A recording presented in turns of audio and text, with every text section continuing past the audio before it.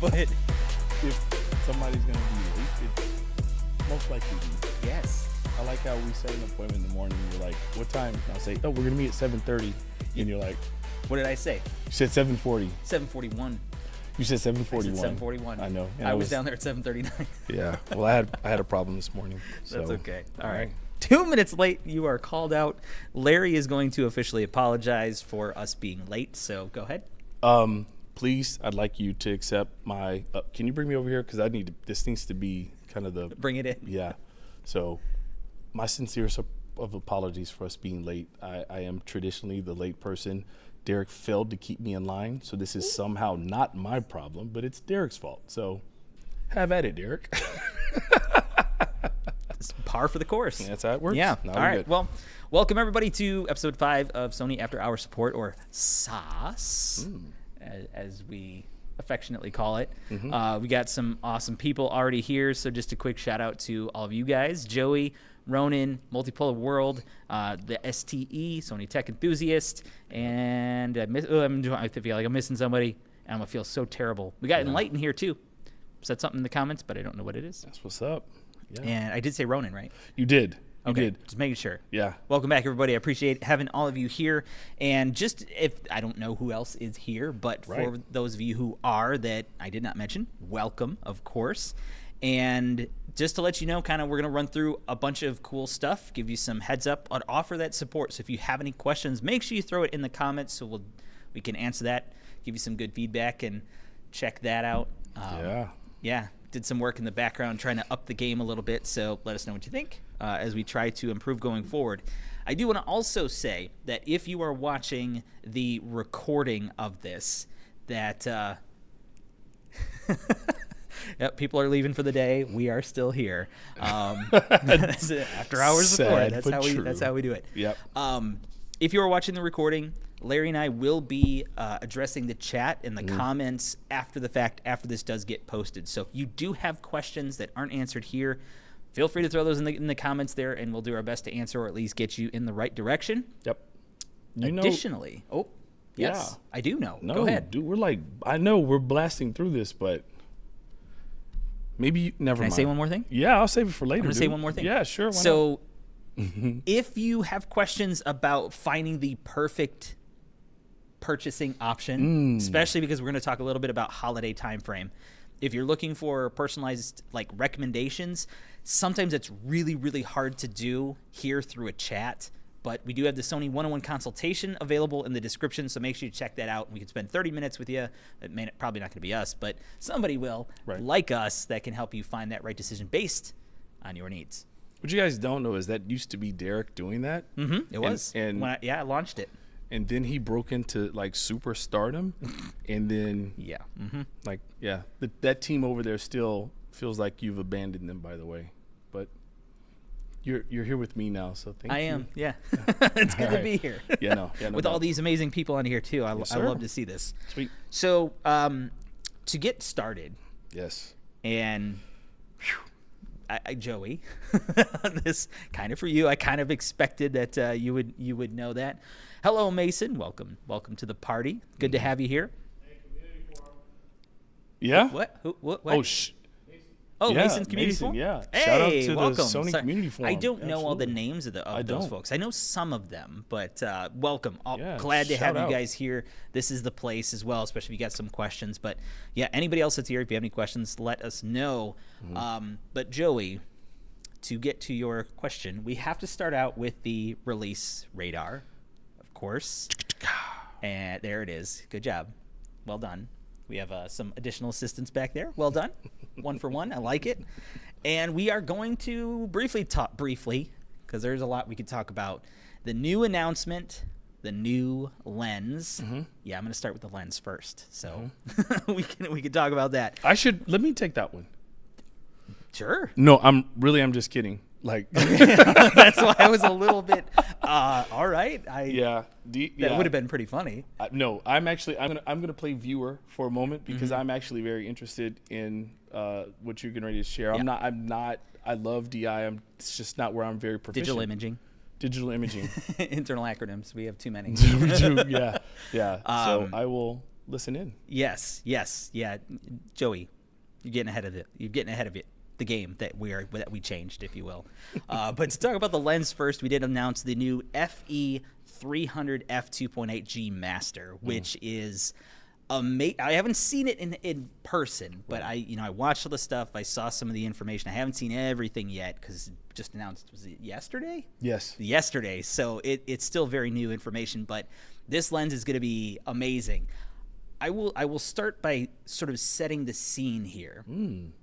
This was, was it 4 years ago at CES? I think it was when I worked in the digital imaging section, and we had the 600 mil 2.8. And I remember so many people that went to this section, like, they're like, oh my God, what is that? That's 600? Oh my gosh, let me try it. And they would pick it up and they would see how fast it was for autofocusing. But all of them said, I shoot with a competitor. How is this so light? And I didn't have a great answer because it goes beyond my knowledge aside from just the way that we build it. But this 300 millimeter takes that and does it again. It is half the weight, if I remember correctly, or really close to half the weight of the 400 mil 2.8. Half of the weight. It's like 51 ounces, I think it is. That's crazy. Like that, which is ridiculous for a lens that size because the lens elements have to be so big, for telephoto zoom and stuff like that. But super sharp. The two linear motors that are super fast, super quiet. It's going to be awesome for telephoto shooters. Going to be great stuff. You've kind of got me excited about digital imaging. The linear motors are like seriously no joke. Right. Like with how fast and accurate they are and silent. And that's amazing, especially when it's on a lens like that with telephoto when you need it to zoom focus so fast. Is that why we're always sort of the lens and camera choice of like major sporting events and things like that? Is that? It definitely plays a factor. Okay. The other factor being the actual camera bodies, which is that your segue into the other part of it? Yes. So the new Sony Alpha 9 Mark III. Oh my. Okay, so this thing, I'm going to start off with the one thing that everybody was like, what? Minds blown, heads exploding all over the place. It was crazy. The global shutter, the world's first full frame global shutter. Dude, anytime I see something and it says world's first, it immediately grabs my attention. So I'm like, tell me more. One of the biggest challenges with most cameras is, especially in like video or if you're panning really fast, is rolling shutter. Okay. Because it has to read the pixels usually from top to bottom. Okay. It's fast, and we have made it super fast. Okay. It's not perfect. Gotcha. The only perfect is when you are simultaneously hitting all of the pixels on the sensor instantaneously. Zero. Oh, there you go. Yes. Simultaneous. I didn't know what the thing was. But yes, that's a great image of it. I get it. And the cool thing about that is that means there is zero rolling shutter. Zero, which is pretty nuts. Now, the other cool thing about that is the speed. And this is one of those features that you're like, wait, did I see that right? Is how fast it is capable. It's capable of taking a photo at 1/80,000th of a second. How is that even measured? Well, rhetorical question. And time. That's usually how they measure things. Leave it to Derek to have an answer. Yes, I have an answer for that. But 1/80,000th of a second is just ridiculous. Yeah. It bursts at 1/16,000th of a second, which is super, super fast. But if you are panning and trying to get these amazing sports shots, it's going to be able to do that. Additionally, it is able to shoot 120 frames a second, which is nuts. Now, one of the and I remember having a discussion with somebody else, and maybe I'm going too far into this, but it's awesome stuff. But I remember a story from Amy. You know Amy. That's what I'll say. She knows digital imaging like it's crazy how much she knows. Literally a brain. Yes. Yes, and she would usually go to some sporting events where they would actually have Sony cameras and lenses that you could rent, especially if you had, and they would be like, hey, want us to clean that competitor camera sensor and camera for you? And while we're cleaning it, you can try this Sony lens and Sony camera. Oh, that's And when they did the A9, because it was so fast, so many people were saying, this is too many photos. It's too much to work with. But you know you got the shot, which if you're a sports person, especially professional, like you need to make sure you get it. That's how you get it. Yeah. But what I love about it is when you take shots that much, it actually plays them back as like a video. So you're not scrolling photo to photo to photo where there's like so little change. Right. You're actually watching a video, so you can find that moment, stop there, and you can go frame by frame to find the perfect shot. I know. That's so cool. Yeah, I love it. I love it. Anyway, I see you getting excited. I am excited. Yes. Turning a little red over there. A little red? Pink? Maybe. All right, I'll take it. Yeah, no. But yeah, just to kind of round this out, blackout free, which means that at no point do you see a break in what you're looking at when you are taking photos, which is insane. Plus, when you're shooting video in 4K, no crop. 4K 120, I should say. 4K 120, no crop. No crop. Crazy. Seems like someone needs to make an investment. Yeah. Yeah, and I wasn't looking at any of the comments, and a ton of them came in, so you're going to have to great stuff, catch though. me up on there. Well, yeah. Sorry. No, it's good. It's good. Obviously, your passion for digital imaging, jumps off. But what I do love on here, and just as a heads up, Alan and... Did you do Ghostbusters trailer? Yeah, just launched. I was just working all day. Thank you, Ryan. Ryan. I agree with you. I love... So the AirPeak is just mind-blowing. A mini Sony drone, or could you imagine that, us being in that space with what we do? Like, so we will share that with people higher up in the food chain than us, but that'd be cool. Yeah, I'll need a hands-on. Yes. I really want to try that camera so bad. I don't know when that's going to happen, especially because it is, it's going to be a little bit before we see a lot of stock, because I don't know the full details on that, unfortunately. But a lot of times when we release a camera, obviously production's a big deal, but they're so popular and they sell. Yep. So pre-orders are going to go nuts. Let me comment real quick on some. So Anwar, please, if you can. So Anwar says, do you have app lock so that I can lock from Sony Android TV? Do you mind? I'm not sure. I want to make sure I'm understanding the question properly. So Anwar, if you can kind of give me an example of what you're hoping to do, maybe we can help you out. So I'll keep my eye on the chat as we go through. But yeah, please let me know what that's about. Cool. All right. And what's up, Spider Co? Welcome to the party as well. Good to have you here well. And the last thing I want to add into that announcement is actually a great tie-in to the next section of updates, because this is well received too. Now, we've talked quite a bit about like updating TVs and how there's constant improvements, not only in terms of functionality, but picture quality enhancements as well as they go.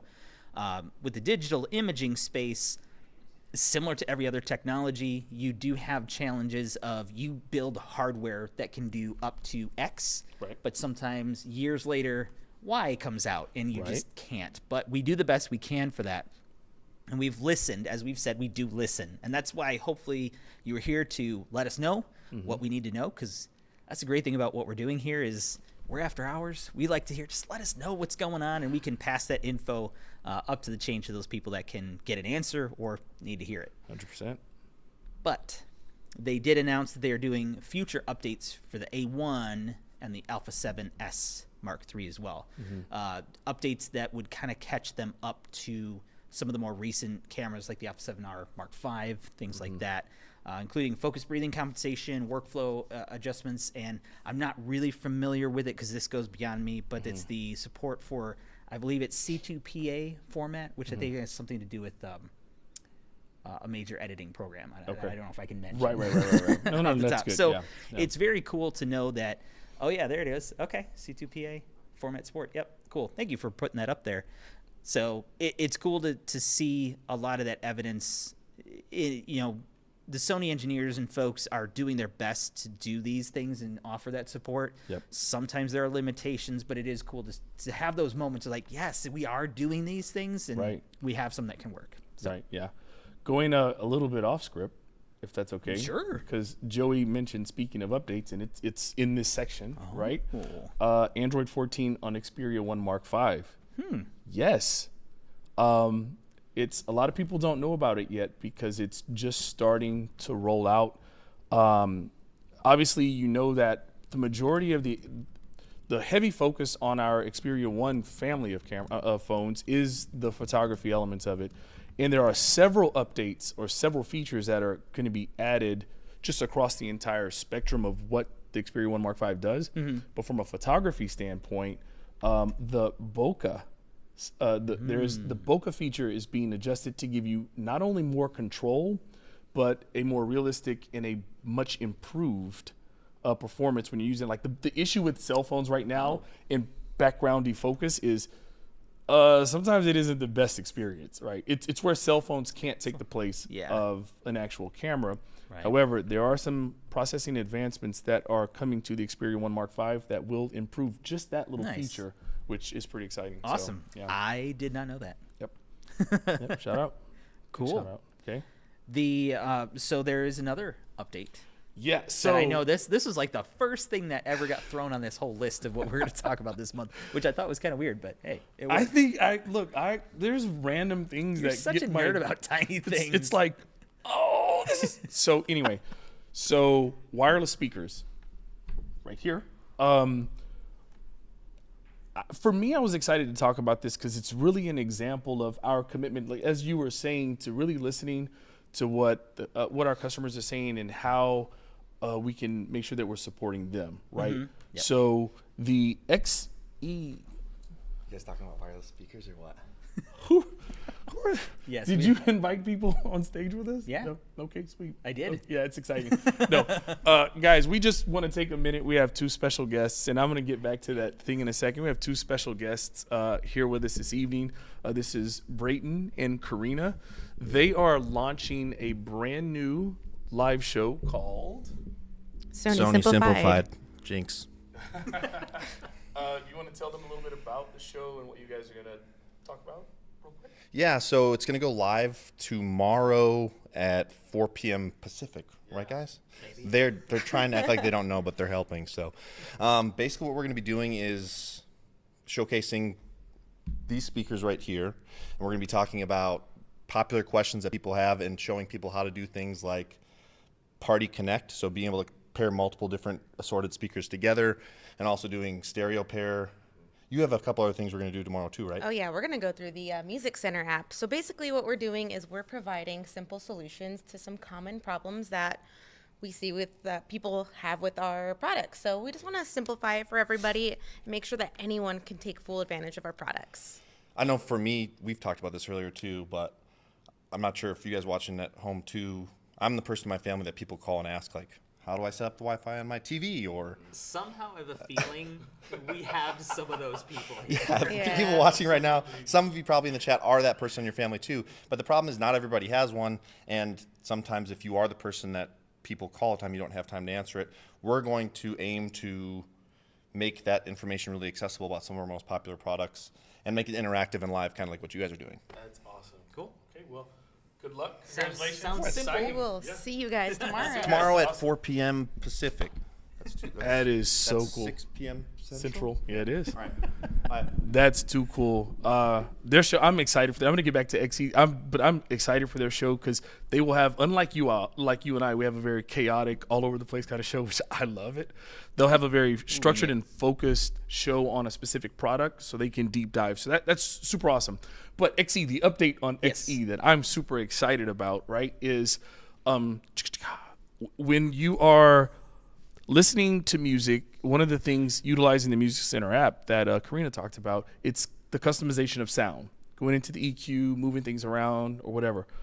Oddly enough, there was this little buggy thing on the XE speakers that after you set your custom settings for audio and then you close the app, went about your day, came back the next day and reconnected it, the EQ went back to default. Small thing, I know. Sure. But if you're a company that concentrates on the smallest detail when it comes to the performance of a product, something as small as that, and then roll out a firmware update to be able to meet those. This wasn't even something that people were making a big deal about, right? Right. I didn't actually know about. I know. The issue. This could have been a did you know, right? Yeah, but yeah, right. It's pretty cool that happened. So yeah, that's an update that now I feel silly for being excited about it, but yeah. Well, good for you, Larry. Thank you. Good for you. I'm comfortable. No, I know you are. Just to address the stuff in the chat, though, real quick, too. Luca, good to have you here, sir. Thanks for joining us as well. And as far as when can we expect next-gen Bluetooth speakers? John, can you put up the disclaimer? Can I just say soon, only not yet? I don't know if Larry's got something he wants to share, so... We are always looking to have a new generation of any product, right? Most of the time, we release products when seasonality makes sense. So I'm excited to see what next year first half may bring. Stay tuned. But yeah, Luca, I hear you on your second portion of your comment, and I'll leave it at that. So multipolar world, yeah, pretty much hit it too. Yeah, possibly. Alan is that insider that. Let me find out he's upstairs on the 9th floor. Let me find out. Yeah, right. Maybe hiding up there. We'll see. That's so funny. But also, just to go back to multipolar world, have you guys seen the Sony POIQ? POIQ? I've not, because of the fact that I've never heard of that. So you have POIQ'd my interest. Yeah, that's good. I'm such you dork. know, you got me on that. Small social robot that Sony was testing last year. They gave me the number of yes. selected people in Japan. I actually do know. I know zero about it. Oddly, no, I don't. Seriously. You know that you know nothing. Great. Because a project that we're working on, when we were looking at video assets. Oh. It's the very first asset. It's a really tiny. Oh. That's what it is. Yeah, and it's funny because I'm really loud right now. It's funny because as soon as it popped up on the screen, I'm like, yo, that's cool. What is that? And then it moved on to the next product, and I had real short attention span, so I started thinking about something else. Anyway. Interesting. Okay. Yeah. Well, I guess we'll have to wait and see. Thank you for bringing that up, though, because I actually was not aware of it. You know, sometimes you guys make me feel a little ashamed of myself about not knowing as much as many of you do. But thank you. Oh my! I appreciate. I like to be schooled. Great. Do we have some more we got to address, or where are we at here? Sam comments. Sam Walton. First of all, very famous name, FYI. But yeah. Anyway. Yeah. So, Sam asks, can we get a hint if we'll get an updated model of the HTA9? Fun fact, I don't know. However, someone who owns the HTA9, I absolutely love it. Mm-hmm. And if it's in the cards for us to have an updated model or a new version of that one, I absolutely have a different room to put the HTA9 that I currently have in to be able to replace that one. So stay tuned. If we hear anything, we will try to. Oh, absolutely. Yeah. Especially like whatever that would be, because the HTA9 was something that was so different. Yeah, we're going to talk about it as soon as we can, whatever it is. Oh, man. All right. So to kind of bring things back to the last piece of the updates, maybe you saw me talk about it. I was talking to Marvin, who's back there. Breaking news. Sony's Bravia XR QD OLED TVs are the world's first and only QD OLED TVs to offer Dolby Vision support for your movies and TV shows. So didn't everybody already know that? We talked about this already. There's something new? The A95L? Yes. 4K 120. Wait, what? Which is Gaming? cool. So in Dolby Vision on the A95L? That's an update that just came out? Well, that's the breaking news, isn't it? That's what the people want to know. We want to give them the things they want to know. And 4K 120. Yeah, breaking news. The A95L received an update for Dolby Vision Gaming. So Dolby Vision Gaming, movies, and TV shows. The best of the best Not everybody on the can best be TV. That's the news. Yeah. Oh. Come on, man. Yeah. I knew I got hot on that one. Yeah. Sorry, everybody. Breaking news. Sony's Bravia XR QD OLED TVs are the world's first and only QD OLED TVs to offer Dolby Vision support for your movies and TV shows. Why is my video? Didn't everybody already know that? We talked about this already. We have to. No, there's something new in the A95L? Yes. Wait, what? I love it. Gaming? Like that. So, Dolby but, Vision? but here's the funny thing. So yeah, you broke the news. First of all, like I don't want to understate. That's a big thing. Yeah, it's pretty awesome. You broke the news hours after the update became available. The cool thing about it is if you go online on eSupport, where a lot of people try to stay on top of updates, the cryptic thing about it is it doesn't mention specifically what the update was, right? Yep. That's why you couldn't be scooped by anyone else out there. But that was really cool. I appreciate you, my friend, doing your due diligence to be able to find that information, to be able to get that out to everybody. That was pretty cool. World's first and only 4K 120 Dolby Vision QD OLED television. That's dope. However, did you know? I did. Oh man!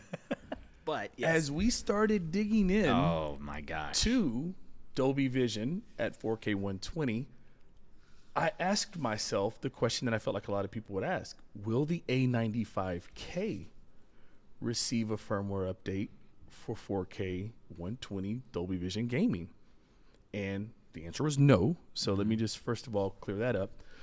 But then the next thing I said was, man, so Dolby Vision gaming 4K is only going to exist on the A9. I feel silly saying this, the A95L. And then the engineers go, what are you talking about? I know. It's weird that I know, kind of right? passed. All everybody. of our HDMI 2.1 compatible televisions, which is most of the XR lineup, and this even includes last year's TVs, support Dolby Vision gaming at 4K 60. Now, I feel silly that I didn't know that, but as I called around, I wasn't the only person that made that connection. Right. So it was interesting to do. It wasn't something that we really talked about. Yep. Which I thought was really interesting. Yeah, man. Yeah, no, that's a good update. Good, did you know for sure? Kind of talk about catch up on some of the notes really quick here. Ronin XL had a weird issue. The 65x95K while gaming on the PS5, TV gave them the message "turn off for lack of activity." That's interesting. I don't know if I have. Was that a one-time deal, or is it something? Yeah, is it something that happens consistently? Trying to think of what that would be, or even what you could check. I would probably say worst case scenario, and this is something that I know many of you probably know this, but I know because when I made a "Did you know" about it, somebody was like, "Ugh." Yeah. But I know there's a lot of people that don't know this. Is some TVs are like computers that just look amazing, and sometimes they need a little bit of a reboot. So just doing a soft reboot, just pressing and holding the power button until it says rebooting or restart, and you select that and let it run its thing 3 times. Okay, yeah, try the soft reset and then let me know. Interesting. Power saving mode. Hey, Ronan, go into the Eco dashboard and just kind of look at all those settings, and just let's take a look at that and see if there's something there. I'm grasping at straws, just to be real. But that's something to look at. Yeah, right. You can try the soft reset too, because it's not going to hurt anything. Yep. Just hope it might even fix it. Who knows? Yep. Sheikh Dalla is a good. First of all, dope name. Sheikh Dalla asks, in your opinion, the X93L, best opinion? I don't know if that's best option, but I'm taking that as like, what do we think of it? Is how I'm taking it. Which of course, correct us if we are wrong, because I always like to tell Larry that he's wrong. Do you want to start with this one? I can offer as well. Yeah. My personal opinion on X93L, I really, really love that television. And the reason why it's director's intent in everything that people talk about, like on one end, some people want an overly aggressive backlight dimming system, basically to eliminate flare or blooming, right? But you always have to ask yourself, what are you Giving sacrificing in order to get that? If that's your focus, then OLED is an option. However, if the majority of the content you watch, which I have different rooms in everyone's home may have different times of day that you view at different pieces of content, whatever the case may be, right? So I watch a lot of sports content in my living room.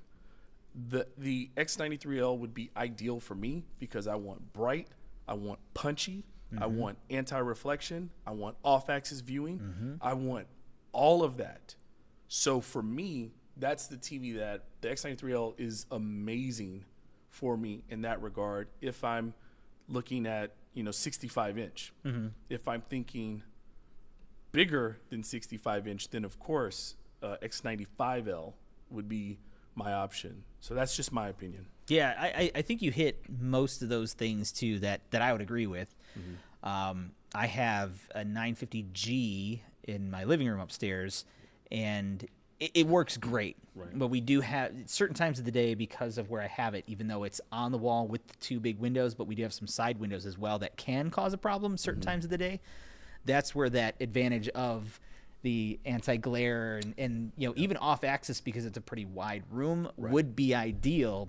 Especially if you're comparing it to like the X90L, and it's one of those benefits. And then plus, obviously, mini LED has its benefits as well. So it is a solid all-around TV.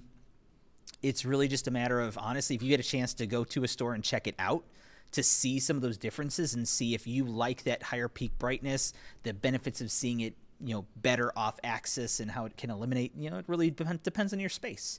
But I will say this, as to add a little bit more, if you are considering getting it but not sure, or if you're looking at that between other models, make sure you check out the one-on-one consultation, because that way you can actually spend 30 minutes to talk to somebody, tell them exactly what you have going on, what you like and what you want, and they can make a recommendation personalized for you.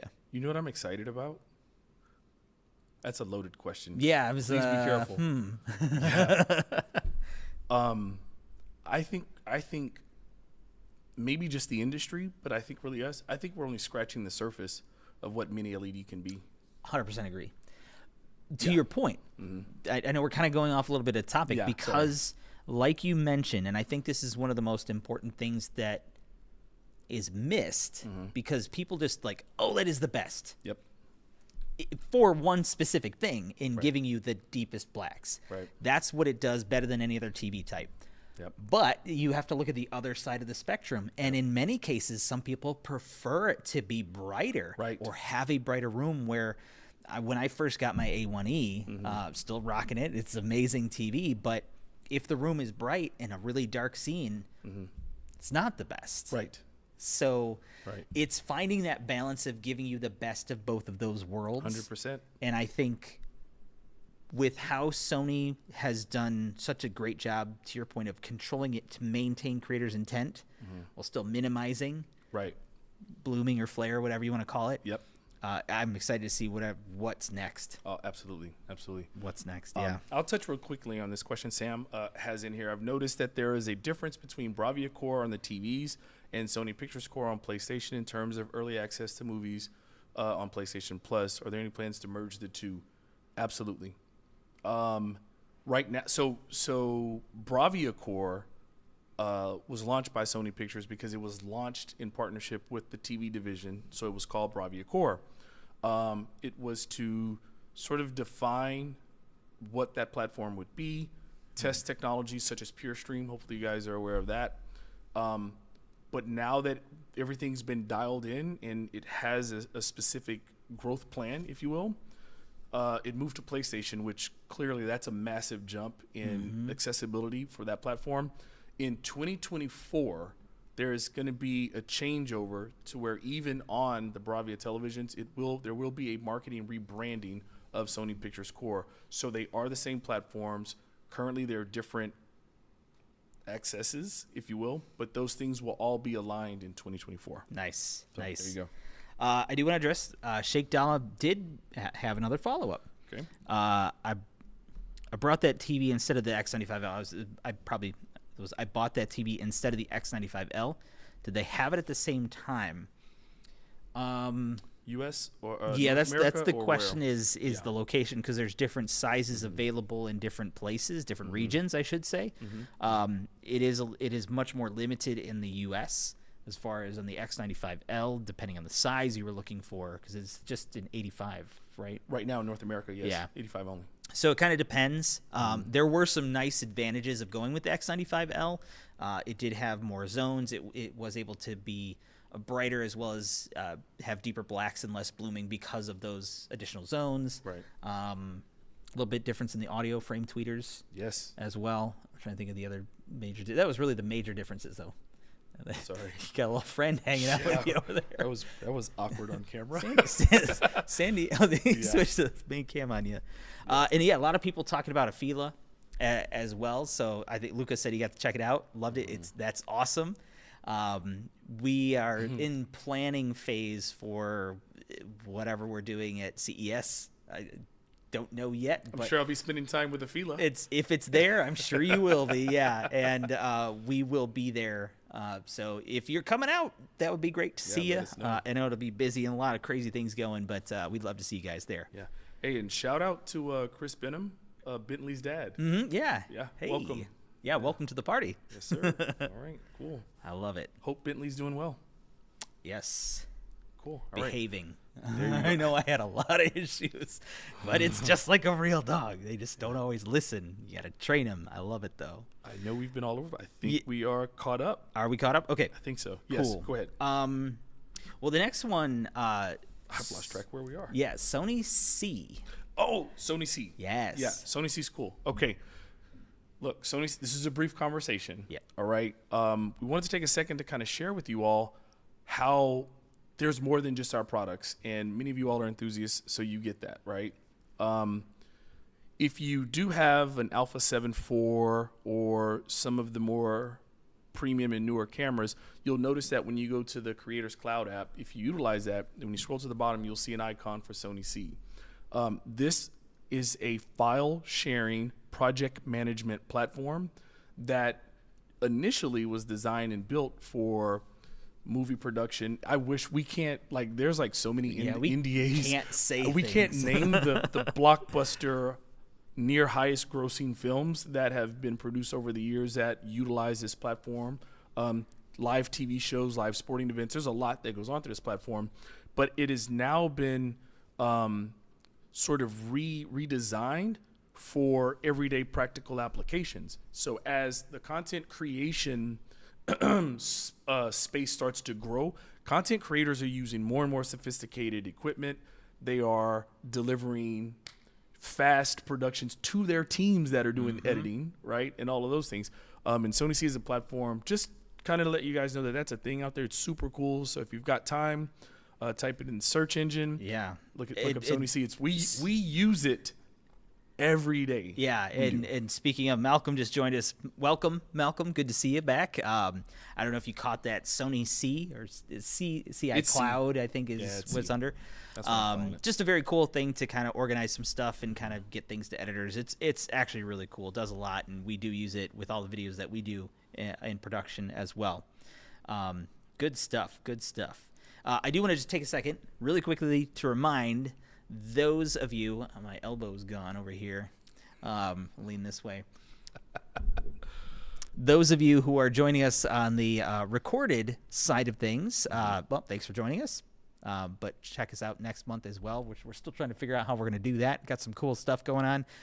But if you have any comments, questions, please throw those in the comments too, because Larry and I will be monitoring the comments even after this live is over. Yep. So that's what I wanted to add there. That's good. I like it. Cool. The one thing I wanted to add, okay, on a did you know, because you didn't say did you know on the Sony C. I'm a little disappointed.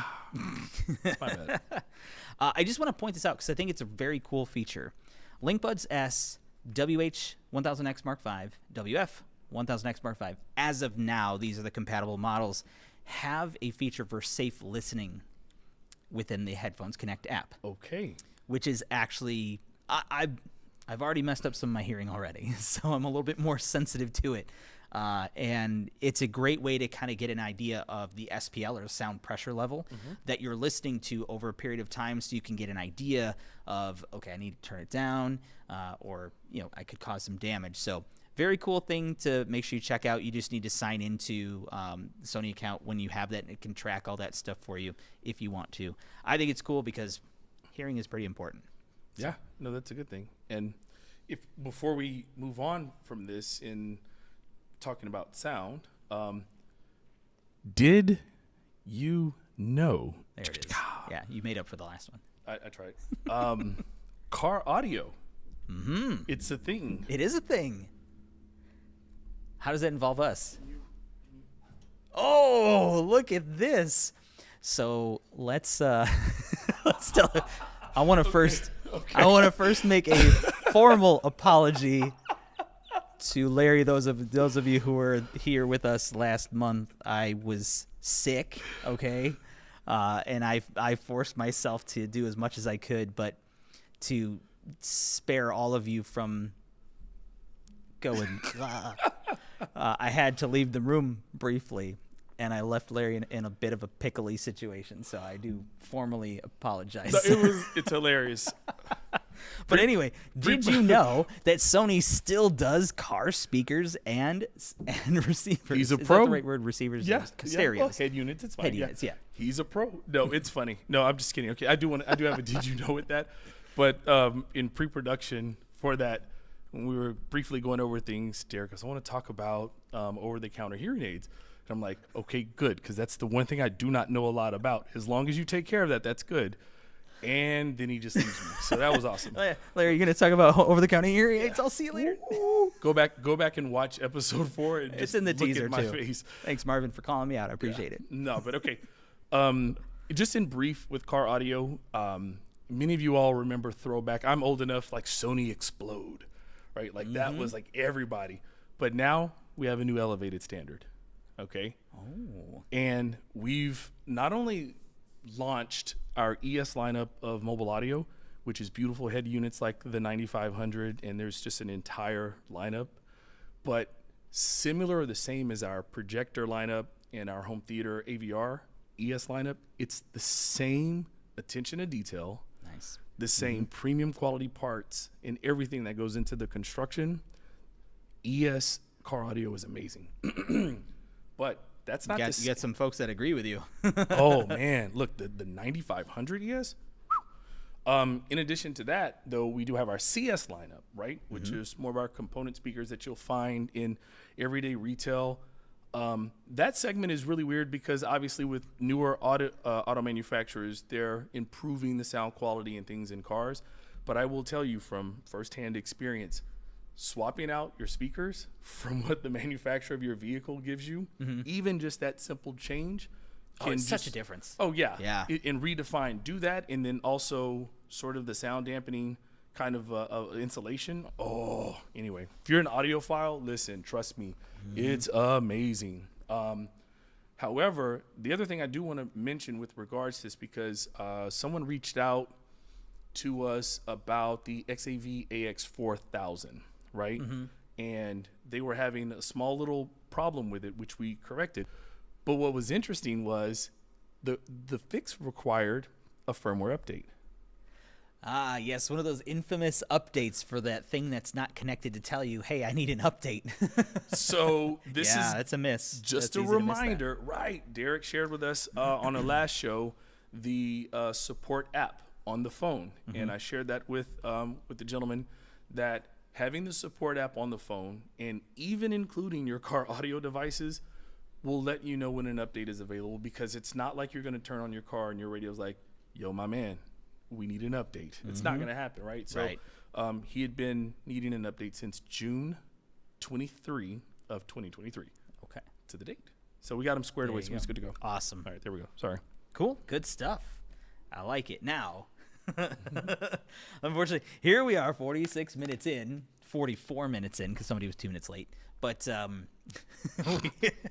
this is one of those things, and I kind of wish we had brought this up at the beginning, because there might have been people that were here in the beginning that may not be with us now. But thank you guys for sticking with us at this point. I appreciate y'all being here. this is going to be our facts. And it's really going to be specifically one frequently asked question, and we're going to talk a little bit about it. And I know you talked to an expert about it specifically, and we got to talk about TV settings specifically for gaming. This has been the most requested conversation of all time, and I love it. Yep. The question has been, look, it's so serious. I had to bring my notepad. There's a lot there. Like, man. But the question was optimal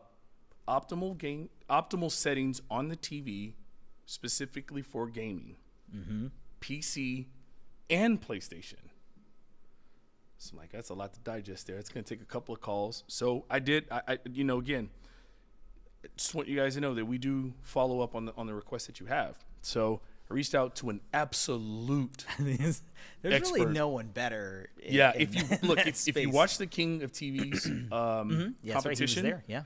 Our spokesperson or representative that was there for us, Mr. Rob Brennan, very, very short gentleman. Not short. Kidding. Yeah. No. Very tall gentleman with a head of hair that I'm envious of, right?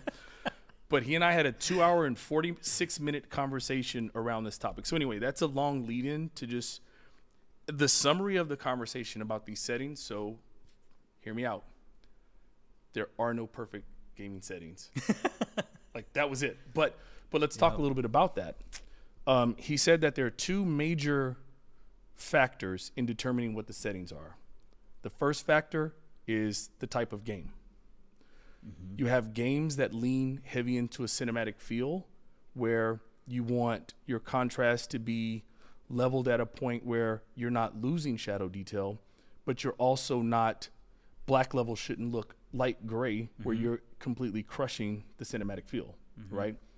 At the same time, other games that lean heavy in color saturation and pop, you also don't want those to be muted and boring. So settings such as live color impacts that. The second factor, aside from gameplay, is your environment. Now, this is where it got interesting.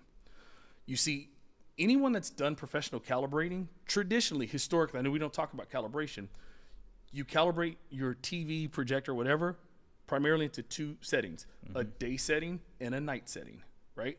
Yep. Because ambient light in the room impacts the content on the screen.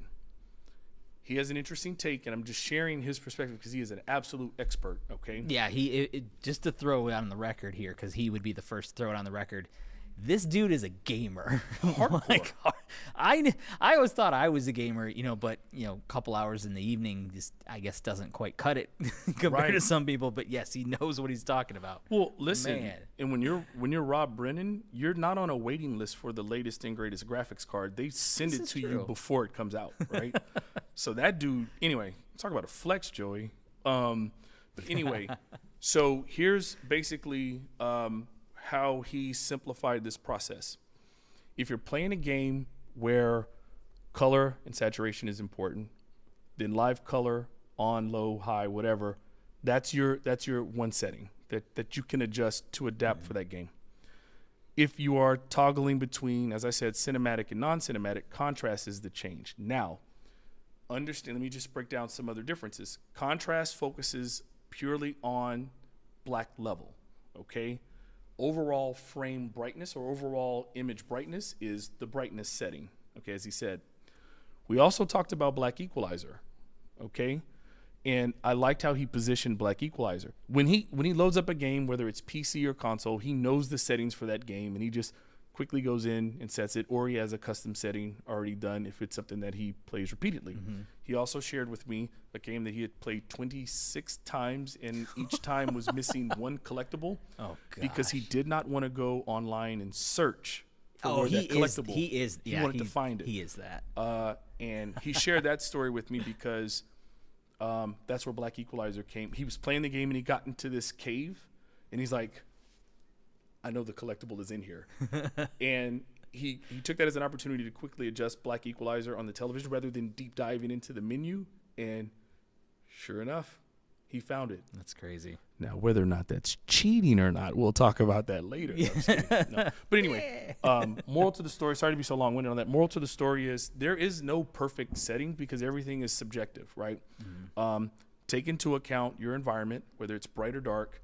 Also take into account the creator's intent of the game and what they're trying to achieve, cinematic or bright and colorful, and make your adjustments accordingly. Yeah. I would definitely emphasize that the environment is a major factor. I typically game in the basement, and the rare times I actually get to do it during the day, I have an issue because I have a window on every wall. Even though I do have blinds, it's not quite the same. But in the evening, I have bias lighting behind the TV. Mm-hmm. So I just, honestly, my biggest change is just changing the brightness. Yep. Is typically what I just do to kind of fix that issue.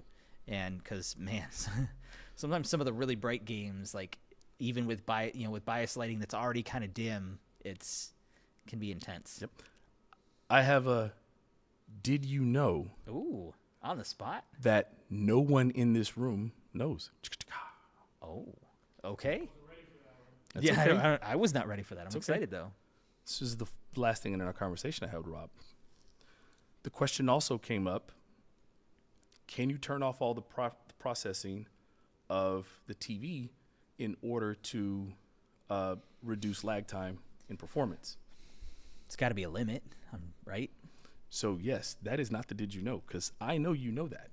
Going into game mode or our auto low latency mode is, and this is a quote, it turns off our advanced picture processing features. Right, okay. There are foundation processes that have to continue in order for the content to be viewable. But the did you know part of it, one of the key essential features of our processor is to separate the difference between different panels. Here's what I mean. Oh, when you produce a lot of panels, right? Mm-hmm. Each panel has different performance layers, levels, right? They're all different. People have heard things like panel lottery. I probably shouldn't have even said that, right?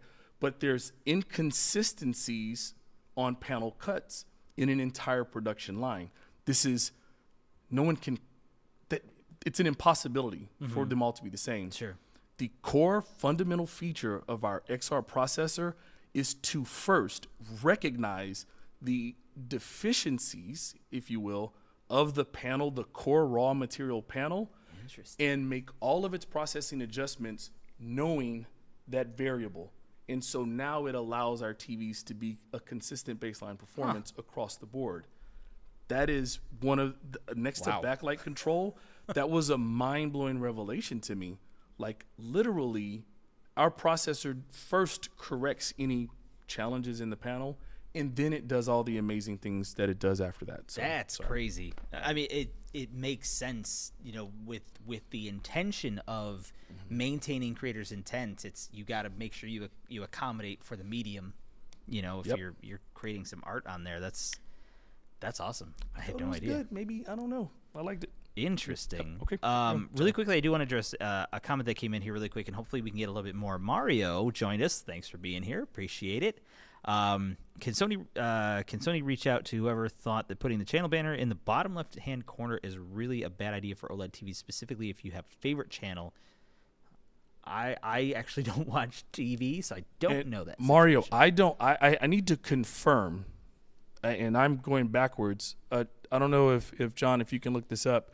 In the menu settings, there's a way to turn the banner off. There used to be a way to turn the info banner off. Yeah. Okay. Dig into your system preferences and see. Channels and inputs. Yeah, channels and inputs. See if it's there. It is info banner. You'll be able to turn that off. So take a look at that. Interesting. Okay, and let us know if you can. That would be great. Hopefully that solves your concern. Yep. Let's see. Trying to see if there's anything else we need to catch up on. Yeah. Some more flexing. I'd love it. Cool. Yes. Yeah. We got some. I had a follow-up question. Did I miss it? Where? The processing. Okay. Offsetting any potential deficiencies. Got it. Okay. Luca, is so interesting. Is that something set in the factory from the processor side of it? No, the I hate using the words like algorithm or whatever, but part of the coding, maybe I can use that, of the processor is to take a baseline reading of it. This may be an oversimplification, but it's like an eat it, right? You plug a TV into a device. The TV that device recognizes the capability of what they can do, both in the handshake. Sorry about that. Processor identifies the panel, its performance, whatever, and equalizes it. Takes it to the acceptable baseline that all of it's like pre-calibration, right? Takes it to the acceptable baseline that all PQ after that adjustments happen based on that. So it is built into the processor to be built into the processor to be able to talk to that or to be able to deliver that. That's awesome. Hope that makes sense. Cool. All right, cool, awesome. And again, just a quick reminder. Actually, I want to go into this really quickly. Okay. Let's just quickly touch on holiday, because this is kind of becoming the time to start to look at some amazing deals. I don't have all of the information on it, so unfortunately I can't help you there, but I do want to Wait, what are you trying to say? Nothing. What are you trying to say? Nothing. Holding out on me, probably. But I will say this, for those of you who are out there that are looking to find out what is going to be not only the best deal, but make sure that we're kind of looking at, is it going to do what you want it to do? Having worked in retail for too many years, Yes, it was way too often that many people would come in and just grab the bulk stacked cheap TV. And I do understand that that's okay for a lot of people, and if that's what they want, that's what they want. But tell your friends and family that if they want to get a TV that's going to last and it's going to look great, because that's the difference. Is many of you that are here that are fans of technology, like if you can have everything that you watch on your TV for the next 8 years or 9 years, whatever, look better for an additional $300 today, I think that's a great idea. But if you do have any questions about finding that right product, make sure you check out the one-on-one consultation program. I don't know if they'll be backed up, because that might be a lot, but also make sure you take a moment to ask some of those experts in some of your local retailers as well, and ask to see what the Sony difference is. And hopefully they can show you, depending on where you go. But we do support a lot of retailers in training. Not all of them, but most of them. So. Right. Yep. Cool. Just as like a PSA, I guess. There you go. Yep. All right. So, got bite-sized guides. Looks like that, right? Is that? Yeah. We can jump to that, because we can go to what's in a name is more just a fun, talky thing. Yeah. Do you want to start with that one? Real quick, because mine's really quick. Have at it, my friend. Something that no one ever expects. Larry's like, yeah, that's not what I expected. Go first. All right. Nah. This, for me personally, aside from what we talked about, the next question I hear a lot of is, can I have simultaneous audio between my soundbar and a pair of headphones? Like, literally that question comes up all the time. Or can I have simultaneous audio between TV speakers and a set of headphones? Like, and I get the reasons, right? The answer is yes, you can. Now, there are some things that have to happen, and there are a lot of variables to share, but I will be very clear. The first thing that has to happen is digital audio, your optical input has got to be used. Okay. What I'm going to do, just so that I can keep this short, I'm going to drop a link into the chat. Hopefully the YouTube masters allow me to put that in there. I'm going to drop a link in the chat so that you guys can take a look at it. And it has all the different steps that you need to take care of to be able to have simultaneous audio. So hopefully, if anyone watching this recorded or is here live is ever wondering how to do that, we got you covered. So there it is. Cool. I love it. The one I wanted to share with the bite-sized guides is for those of you who have Sony cameras. Now, it will depend on the model that you have, so you may need to look this up on the Sony support website, which is a thing as well. but USB streaming, I think, is overlooked in many ways. And I will tell you, I had a meeting with one of our counterparts, and he's like, "Man, why do you look so good on your camera? What do you use it?" I'm like, "Not the one on my laptop, I'll tell you that." I was using a ZV-1. And he's like, "Yeah, that stuff kind of difficult to set up." No. So cameras that support UVC and UAC, which is Universal Video Codec, Universal Audio Codec, when you activate USB streaming within the camera, you just plug it in USB from the camera to your computer in that case, and then you could do any one of those video communicate. I don't know if I can say them. So at this point, it's like, did they just say it? Yeah, something like Teams or Zoom or something like that, and it's super easy to do. Just make sure that in the cases of the ZV-1 and the Alpha 7C, the first one, you need to update them first. And there are some of those cameras, those in that case that needed the update, you actually have to activate USB streaming in the menu prior to plugging it in. But in the case of some of the newer ones, like the Alpha 7 IV, when I plug it in, it's like, "Hey, what do you want to do? Mass storage, or do you want to do, control it, remote shooting, whatever it is?" And you can select USB streaming, switch my camera over to what it is, and done. And it's done. Super convenient. Now, the cool thing about this, and this is where those of you who might be sticking around that are looking for gift ideas for people, if you know somebody who maybe works from home often, right, this can be the thing that sets you apart.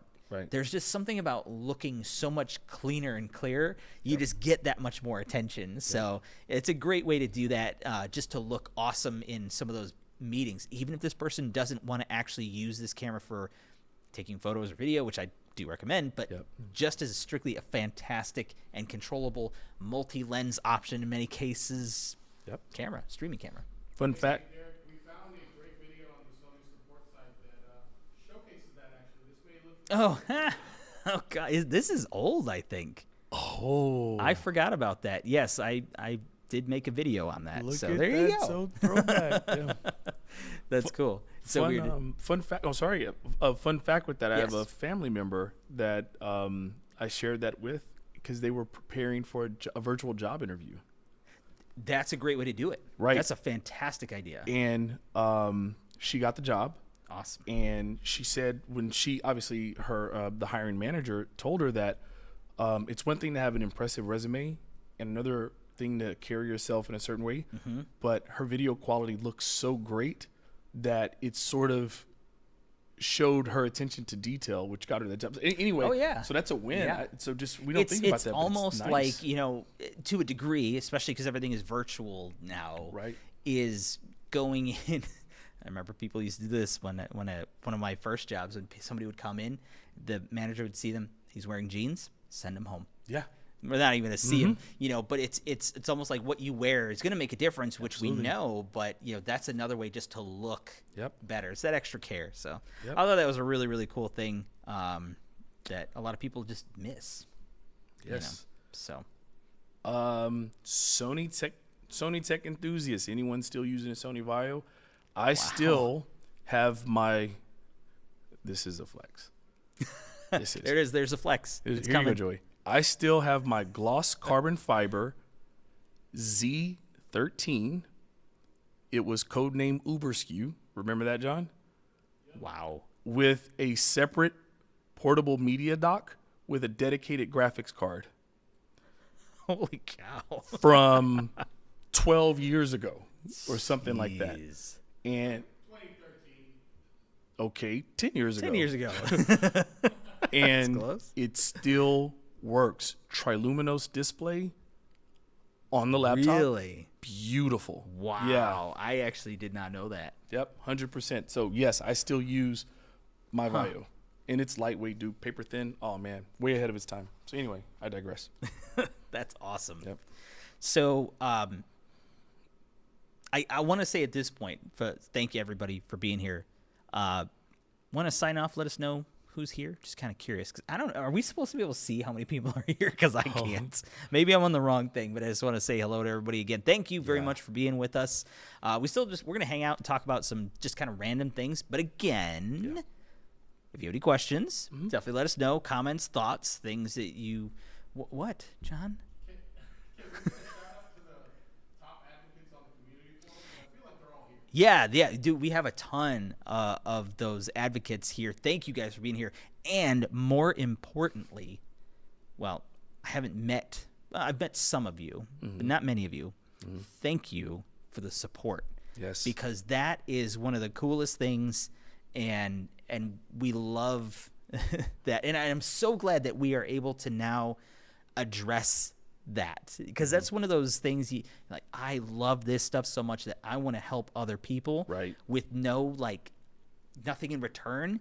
That's like the coolest way to kind of just be so selfless, and that's such a cool thing. So thank you guys for being advocates for us. And 100%. And I will just say this now: there's a certain someone on this list that has joined us from overseas. Yes. But yes, there was a comment about maybe this is not up to me. Oh, this is interesting. I'm not. I am just voicing a comment that had shown up earlier, and I apologize. I don't recall who it was, but said, "Hey, it'd be cool if the advocates were sent to CES."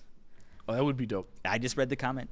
Yeah, that's all it is. I think it'd be awesome. I would love to meet all of you guys. So I'd love it. Yeah, that'd be great. Is that a subtle, low-key request? See what you did there. Yes, it is. Yeah, probably. Yep, probably. I turn my mic on for that one. Yeah. No. I love it. But yeah, thank you guys. Like, seriously, I think that's such a cool thing that you guys do to help support us, and we do very much appreciate that. So. Yeah, and Sam, we talked about this earlier, but I will just, yes, will Sony Pictures Corps take the place of Bravia Corps? Yes, in 2024, that's going to happen. Making sure I'm not behind on comments. Joey's got you too.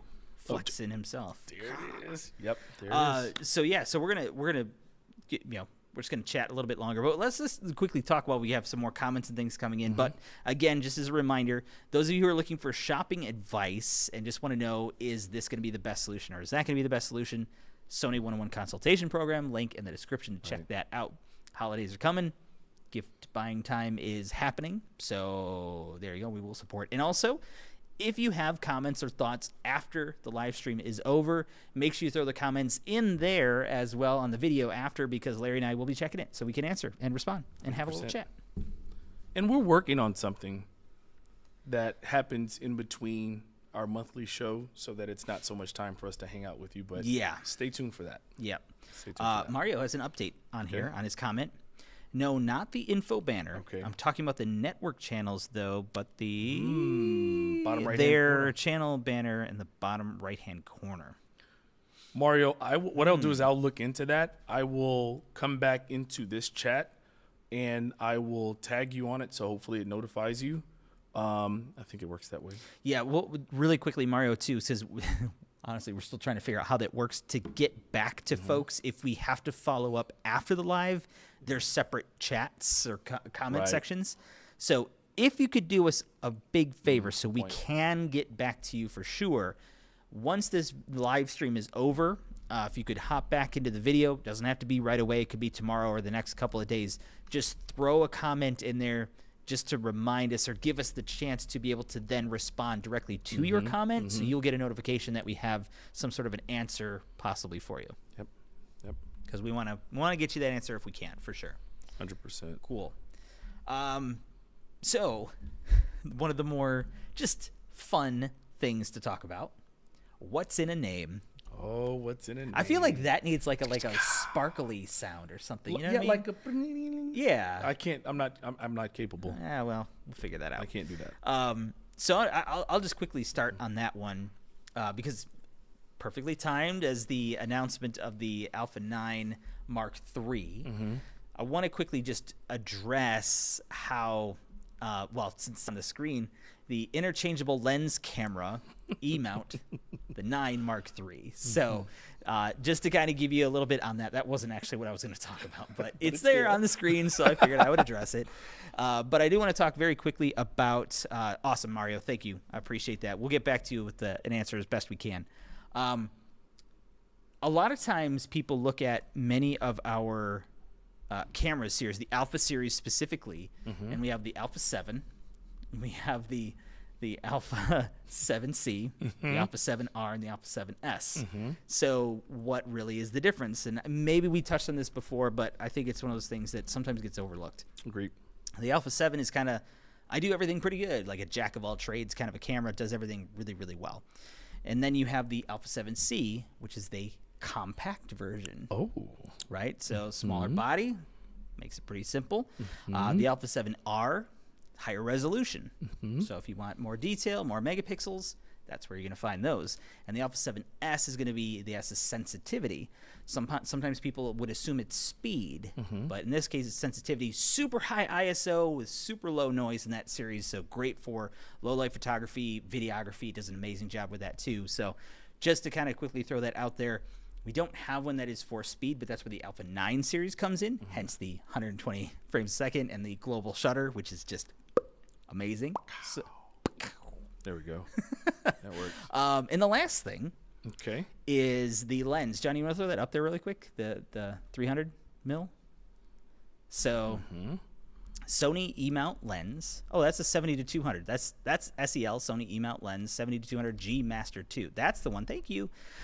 Appreciate it. That is the FE, is the full frame E-mount 300 millimeter f2.8 G Master optical steady shot. Okay. So just some cool stuff there. So if you are looking for a lens that is designed for full frame, they will have the FE designation on there. So I thought that was kind of interesting stuff. So yeah, okay. I have a what's in a name. They don't have this. There's no cute graphic. No cute graphic. Okay. If you can decipher this code without using the search engine, Derek is going to pay all expenses trip for you to go. I'm just kidding. He's not. Nope. He's not. I gotta Okay. leave now. Here you go. Here's the product. You ready? SRS RA 5000. Any takers? Hang on. What was that? SRS SA 5000? RA. Wait, what? Okay.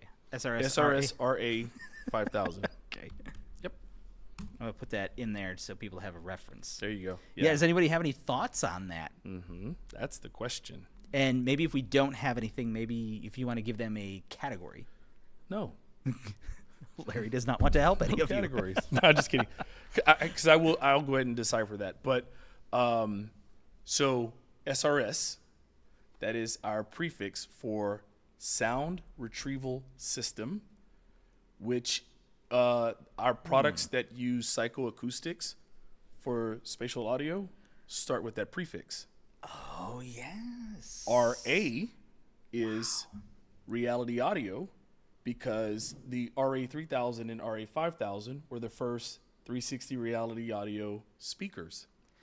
Oh, man. So letters mean things. Now I know what. Yeah. There you go. Wow. So, hey, Joey B, that's a good one. Sony Room Surround Reality Audio. Hey, you were That was really close. Yeah, well done. But yeah, so pretty good, right? Like that was a good one. Hey, well, every now and then I get one. Well done, sir. Cool. Awesome.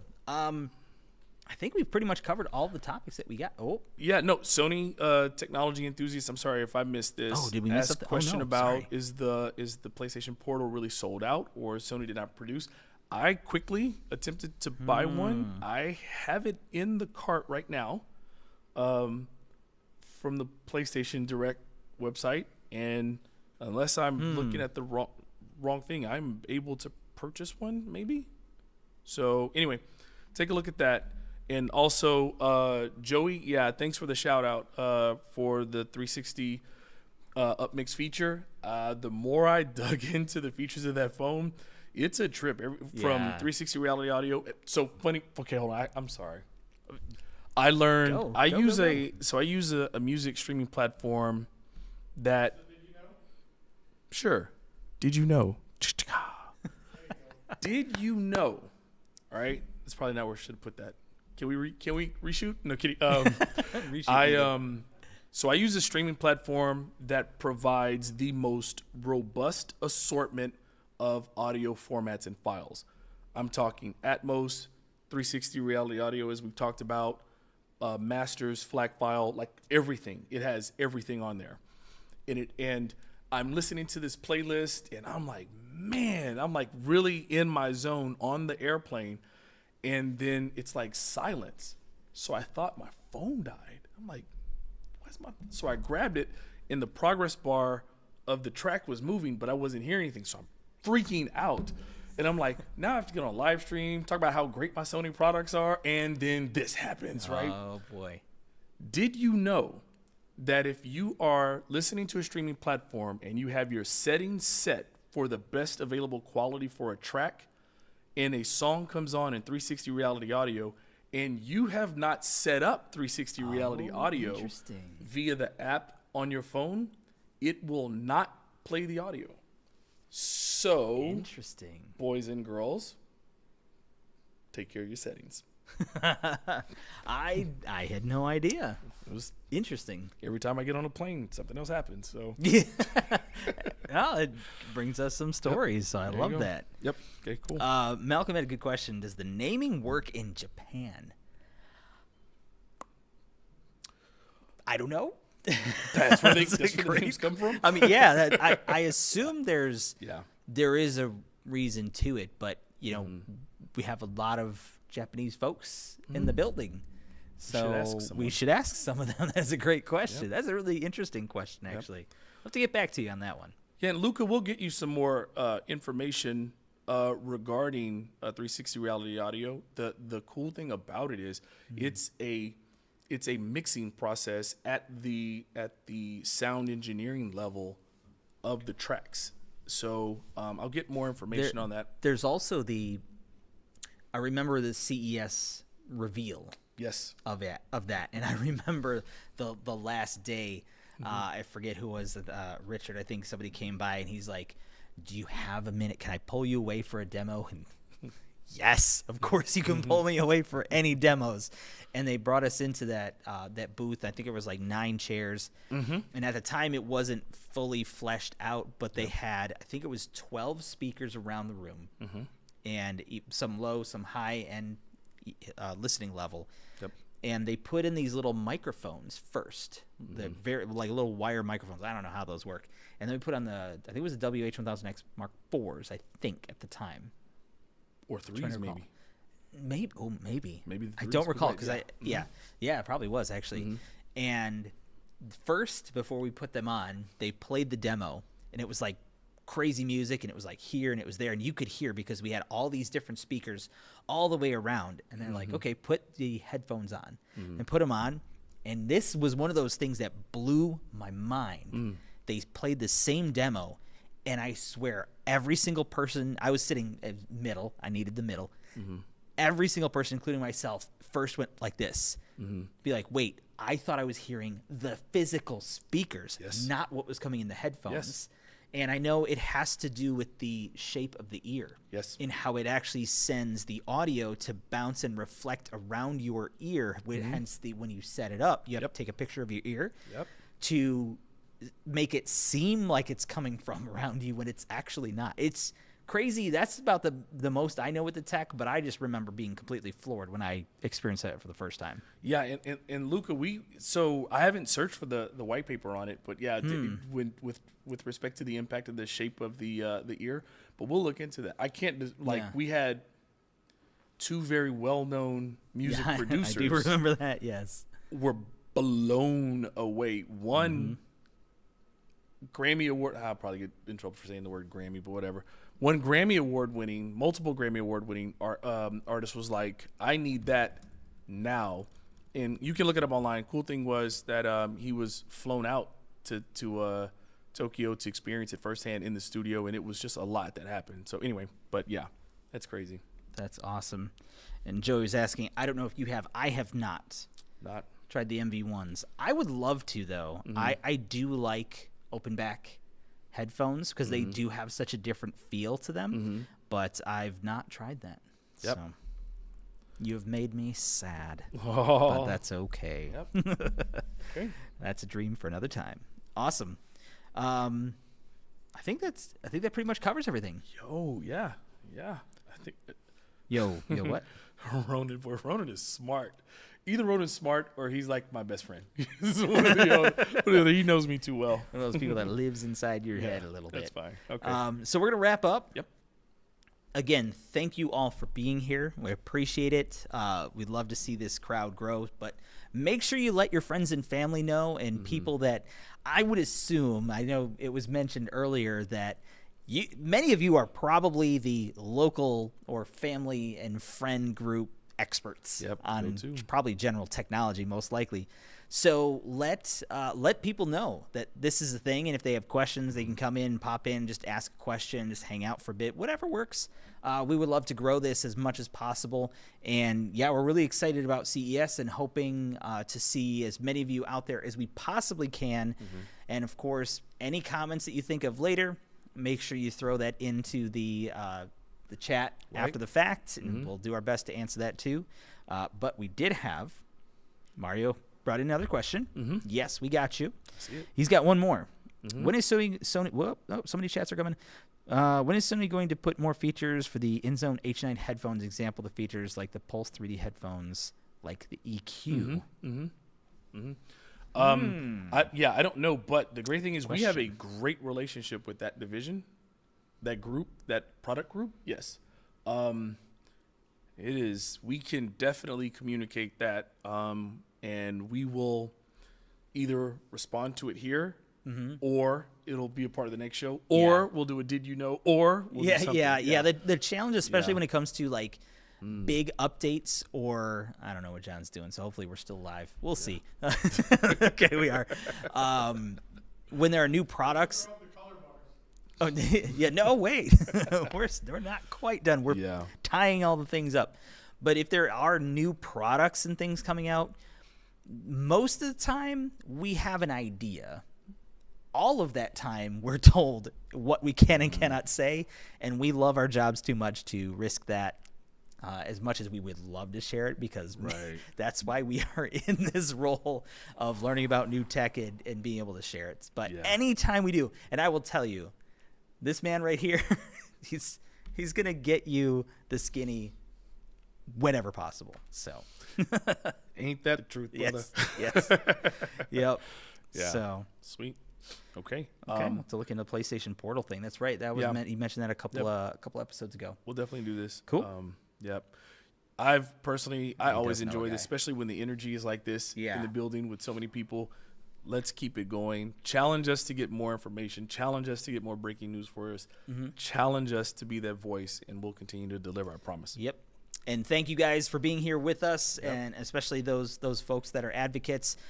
Thank you very much for your support, even outside of the fact, and also thank you for being with us. And even if you're here and you're not an advocate, we love having you here as well. 100%. And we appreciate it. That's it. And Mario, please throw that comment in after the fact so we can make sure we follow up on that other question that you had about the I'm almost lost. I lost it at this point. The thing and the channel and the thing and the thing. The lower right. Yeah, we're on it. Yep. We will hook you up, sir, with good information. Yep. And next teaser we'll probably have some more information on what we're going to do for the next live, because we got a lot of cool things that are happening that we can't talk about. Sorry, share. But it's going to be awesome, and it might kind of get in the way of some things. So, but we'll update you as soon as we can. Yep. Big shout out to the production team, John and Marvin. Yes. Thank you guys for rocking it. So appreciate it. Good job. And hey, we'll catch you guys next month. Yep. See ya. Right. See ya. Take care. Be well. Peace. See you soon.